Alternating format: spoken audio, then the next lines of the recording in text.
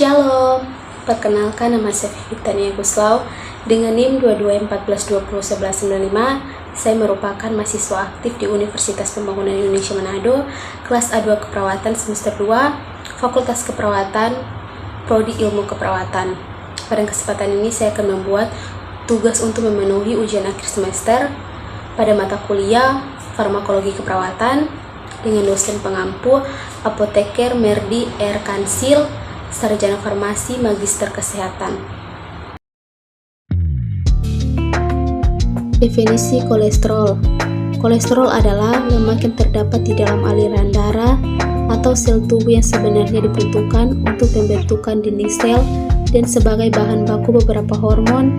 Namun apabila kadar kolesterol dalam darah berlebihan, maka bisa mengakibatkan penyakit, termasuk penyakit jantung koroner dan stroke. Kolesterol yang normal harus di bawah 200 mg per desiliter.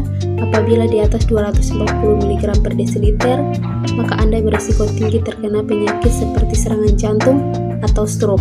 Dan juga kolesterol adalah metabolisme yang mengandung lemak strol yang ditemukan pada membran sel dan disirkulasikan dalam spalma darah, merupakan sejenis lipid yang merupakan molekul lemak atau yang menyerupainya. Kolesterol ialah jenis khusus lipid yang disebut steroid.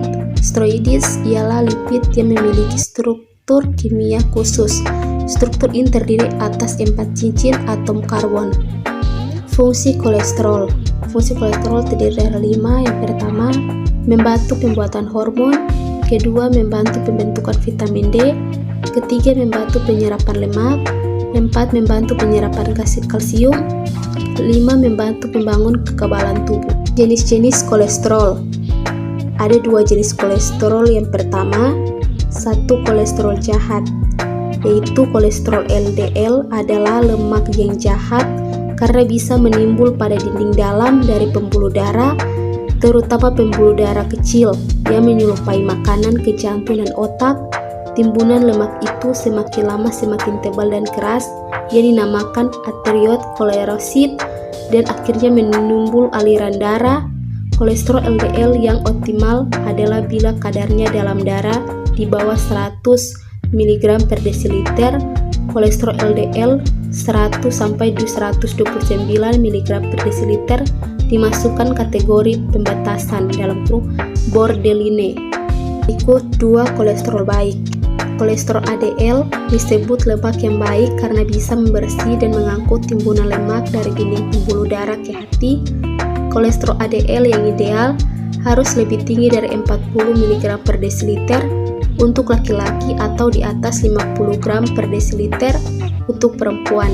Penyebab kolesterol ADL yang rendah adalah kurang gerak badan, terlalu gebuk, serta kebiasaan merokok.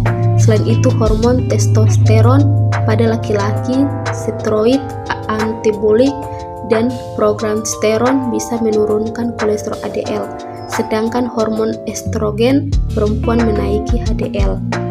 Nilai normal kolesterol. Yang pertama, 1 kolesterol LDL.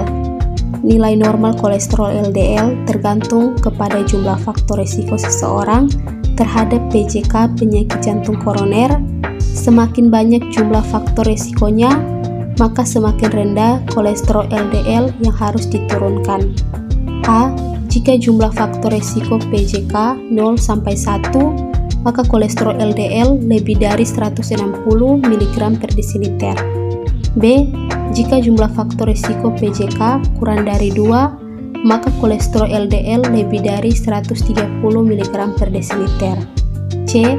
Jika seseorang ada riwayat PJK ataupun diabetes, maka kolesterol LDL lebih dari 100 mg per desiliter. Penyebab kolesterol tinggi. Banyak faktor yang dapat menyebabkan kolesterol tinggi, salah satunya adalah gaya hidup. Berikut adalah hal-hal yang dikategorikan gaya hidup tidak sehat yang beresiko tinggi memicu peningkatan kadar kolesterol jahat pada darah, yaitu 1. Kebiasaan konsumsi makanan yang tidak sehat. 2. Keenakan untuk berolahraga atau kurang melakukan aktivitas fisik. 3. Terutama bagi Anda yang merokok, pada rokok ditemukan sebuah zat kimia yang disebut alkaloid. 4. Kebiasaan terlalu banyak berkonsumsi minuman keras.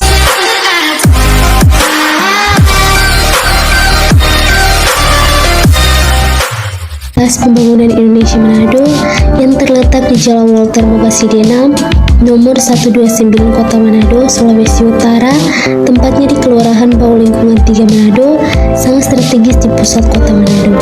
Universitas Pembangunan Indonesia Manado berdiri sangat megah dan memiliki 6 program studi, salah satunya Fakultas Keperawatan yang memiliki 2 prodi, yaitu program studi ilmu keperawatan dan profesi nurse.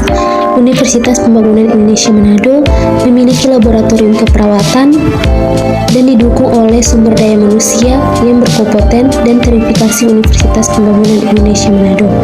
Memiliki dosen dan tenaga pendidikan dengan latar belakang S2 dan S3 lulusan dalam dan luar negeri.